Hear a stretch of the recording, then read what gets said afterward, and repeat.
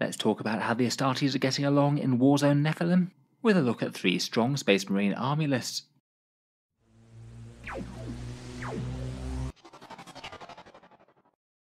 Hello and welcome back to Auspex Tactics, where today we're talking Marines once more. And I thought it could be fun to see what sort of units and strategies are being used a bit more in War Zone Nephilim after all the many updates that came for the faction. With that in mind, we've got 3 top army lists for the faction, all of which have done pretty well in tournaments over the past few weeks, so I thought we'd take a look through them, see what sort of units and tactics are being run, and what's hot for the power armoured defenders of mankind right now.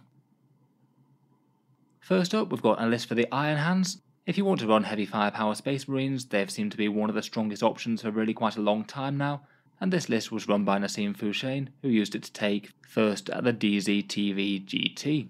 As seems to be pretty common with Iron Hands these days, it isn't actually true Iron Hands but an Iron Hands successor chapter, this one using the Master Artisans and Whirlwind of Rage. People quite like to take successor chapters for Iron Hands because they've got a lot of useful rules that aren't necessarily related to their chapter tactic. The excellent combat doctrine, vehicle stratagems and other support options are really good, but a lot of people just prefer to have raw damage output rather than the 6+ feel no pain across the army. This list was run in a single battalion detachment led by a couple of characters, a Primaris Lieutenant with an auto bolt rifle, he takes the Rites of War and Vox Spiritum for some really big auras there, and he's going to be making it everyone who's nearby OBSEC as well, so say things like those Redemptor Dreadnoughts could be claiming those objectives just as well.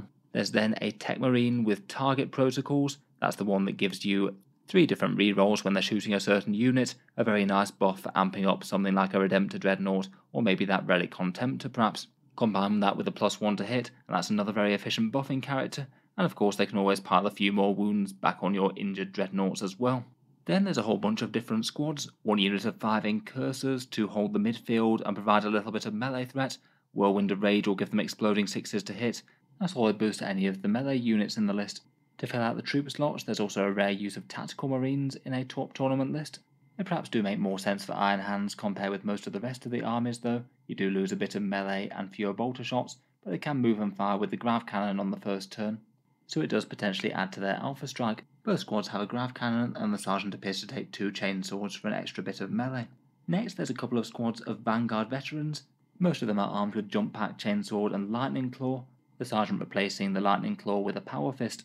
This does seem to be a relatively common alternate build to Vanguard Veterans post Armour of Contempt. You don't pay the 5 points for the Storm Shield, and it does give you a little bit less defense against things like AP nothing and AP -4, but for the points cost they're similar or better durability against the rest with Armour of Contempt.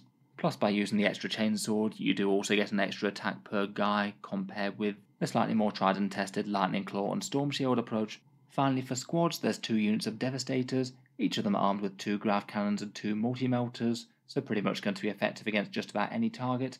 They take a Cherub, the Sergeant again takes 2 Chainswords again it would seem, and they're most likely deployed for a turn 1 Alpha Strike out of a drop pod, the Iron Hand Super Doctrine giving them reroll 1s to hit, and also ignoring the penalty for moving and shooting with heavy weapons, so they pack a massive punch. It's quite nice with these mixed units as well that you can skew the firepower towards anti-armor or anti-infantry depending on what you need, as you can use the Cherub either on the Grav Cannon or the Multi-Melters.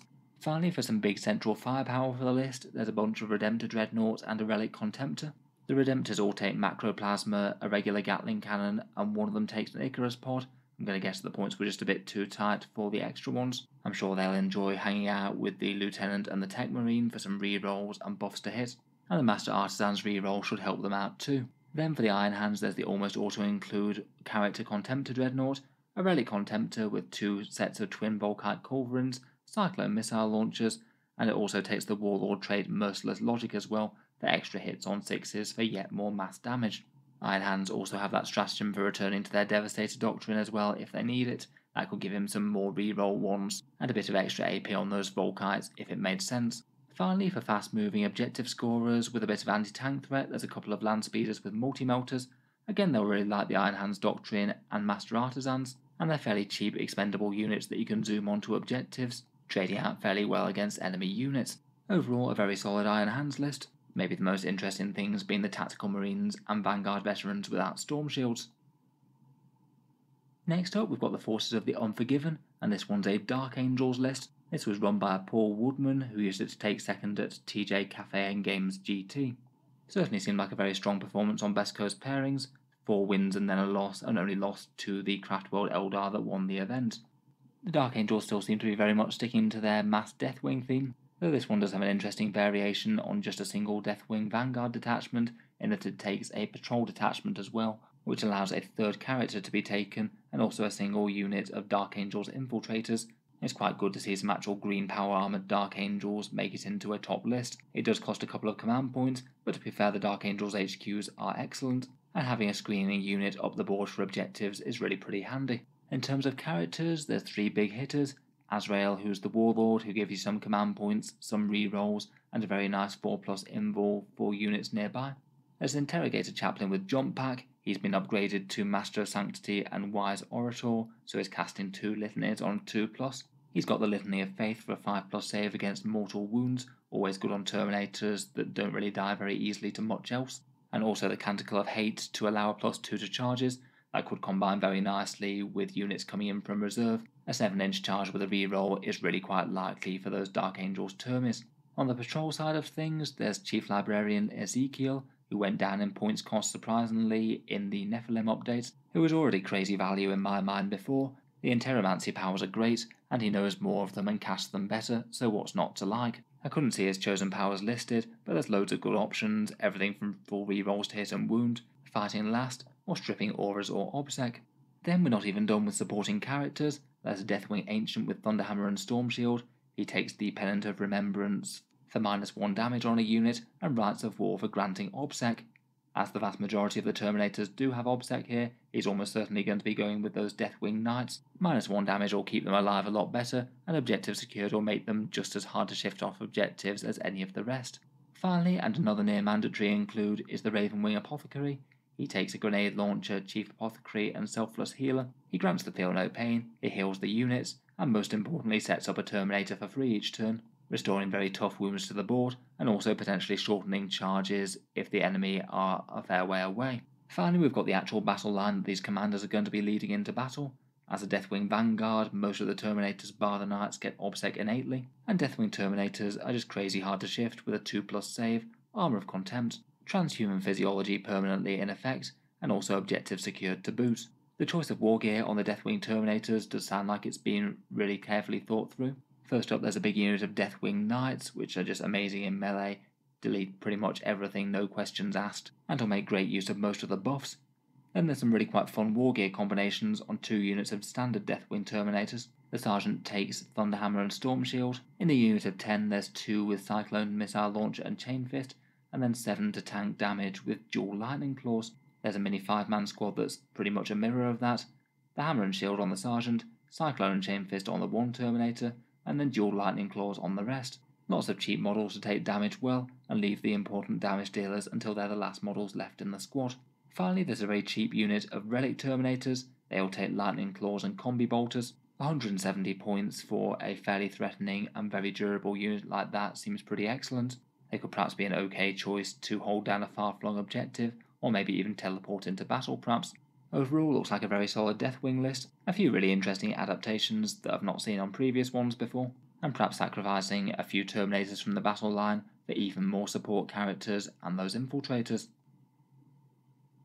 Finally, for our 3 top performing Space Marine lists, we also have a Blood Angels list, this one by Sam Procopio, and it's a fast and dangerous Blood Angels list with a few really heavy hitters, and then a whole ton of support units for bullying enemy troops and winning objectives. The Blood Angels have been having a great time of it recently, I think carried in no small part by Sanguinary Guard. Almost every single list running 3 big squads. They're just very cheap, and 2+ armour with Armour of Contempt means they're durable as well as fast and dangerous. The 3 squads here are all 7 models strong, 1 with swords, 2 axes and 2 Inferno pistols, and 1 with axes and 2 Inferno pistols too. They're well supported by 3 characters, the first of which basically seems to be a build your own Dante, a captain upgraded to Chapter Master for the full rerolls, a jump pack, Relic Blade for strength 7 and damage 2, Inferno pistol for an anti-tank shot, and taking the Soul Warden trait for the save to nearby units for a 5+ against mortal wounds. A lot of people do like to run Dante. He does come with a CP I guess, and a slightly boosted Inferno pistol, but I guess if you desperately want Soul Warden, the trade-off could well be worth it. Otherwise there's a Chief Librarian with a jump pack, They take Wings of Sanguinius, so they can have some insane maneuverability if they need to. They potentially have the ability to move something like 24 inches in one turn, I believe. He takes the Blood Boil and Unleashed Rage psychic powers. Blood Boil is a Witchfire to do a bit more damage. Unleashed Rage gives you exploding 6s to hit and will be nice for the Sanguinary Guard or Death Company. And he's also basically the Blood Angel super objective scorer, taking Rites of War and Visage of Death. That's basically OBSEC plus removes enemy OBSEC, so if this guy jumps over to an enemy objective, he's basically guaranteed to take it until he dies. Will be very nice supporting the advance with that ability and holding down the midfield objectives, and he could also go bounding onto the opponent's home field objective if it made sense perhaps. Finally, there's the very common choice of Sanguinary Priest with Jump Pack. He's a Chief Apothecary with Selfless Healer, so he'll be able to heal wounds, grant to feel no pain and resurrect models, as well as restore something like a Sanguinary Guard for free each turn. The Armor Indomitus will also help keep him safe as well, as he isn't a particularly tough character to take out, and he is likely to be bounding into the advance as well. Otherwise, for squads besides the Sanguinary Guard, we've got 2 units of 5 Incursors to hold down the midfield, and in Blood Angels they can bully light infantry really quite well with that +1 to wound. A unit of 5 Intercessors with the Auto Bolt rifles, decent objective secured, plus a little bit of anti-infantry shooting. There's a unit of 5 Scouts in a Landspeeder Storm, an annoying unit for jumping onto objectives, and if the opponents do kill the vehicle, hopefully you could position it in a way that the Scouts could fall out somewhere behind terrain, so they'd be annoying to kill, and they can also again pose a fairly credible threat to light infantry with that nice +1 to wound. Then for perhaps another similar expendable utility unit, there's a unit of 5 Assault Marines. They weren't unusable in Blood Angels before, though I thought a bit overshadowed. Now that they got a lot cheaper with their jump packs being free, they're being taken quite a bit more. This squad gets 2 Plasma Pistols, which come for free, and an Inferno Pistol and Lightning Claw on the Sergeant, again free gear. Only 90 points for that little squad. Again, it'll bully light infantry very nicely, and it's really quite cheap for the marine bodies. Lastly, for the jump packs, there's a unit of 5 Death Company. They've got 3 Thunderhammers and jump packs, so wound up with a couple of buffs from the Chapter Master or, say, the Sanguinary Priest, and they'll be a credible threat to just about most things in the game. A huge amount of Thunderhammer attacks landing home, potentially with AP -3 and reroll all hits if they're lucky. A massive threat for a big Alpha Strike on an enemy unit, even if they do die in return. Finally, we've got another very fun unit that I expect to be appearing in a fair few more marine lists, are 3 units of 3 Eliminators, armed with 2 Las Fusors and an Instigator Bolt Carbine. Las Fusors fairly recently became free on Eliminators, and they're fairly decent credible anti-tank guns, and hit on 2s if you're standing still or 3s if you're moving. That's really not too bad on something that's only 5 points more than a standard Intercessor, gets a camo cloak for some massive more survivability, and the inclusion of the Instigator Bolt Carbine on the Sergeant means that the squad can move, shoot, move, either popping out of cover and hiding again so they can't be targeted in return, or just getting a whole ton of extra movement in the first place, meaning that the squad can advance up the board very quickly, and it's really quite a nice cheap unit for trading or expendably putting on objectives. If you've got the slots available, then 3 units like this I think really isn't the worst pick in the world. I think they'll often just help you with the mission while the rest of your army is doing its thing. Overall, always good fun to see the Sons of Sanguinius performing well again. It seems that the list did pretty well, with 6 wins, 1 draw and a loss, so must have been commanded pretty well against some very scary other threats from the other players in the tournament. So I think we'll leave that there for today then. 3 Space Marine lists, and pretty interesting to see a few adaptations from the Nephilim points changes and rule changes. It does seem to be the Angels of Death and Iron Hands still reigning supreme for the most part, though Space Wolves have had a few successes in smaller tournaments as well. Let me know what you think down in the comments below, and I certainly welcome any other insights as to how these were played. If you've enjoyed the video, feel free to subscribe to Auspex Tactics, I'll certainly be keeping the regular 40k videos coming, including plenty more for the Space Marines. Finally, if you have been enjoying all the videos on the channel, I would just like to mention that Auspex Tactics does have a Patreon page, and you can find it down in the video description below if you're interested in supporting. The channel's Patreon is what allows me to keep making these videos quite so regularly, so if you are enjoying a lot, any support is enormously appreciated. Channel patrons do get a fair few advantages, seeing certain videos early, regular votes to see what sort of things come next on the channel, and automatic entry into the regular prize giveaways with a chance to win some big model kits each month. If any of that sounds good to you, or you'd just like to help support, feel free to check out the link down in the video description. In any case, a massive thank you for listening, and I'll hope to see you guys next time.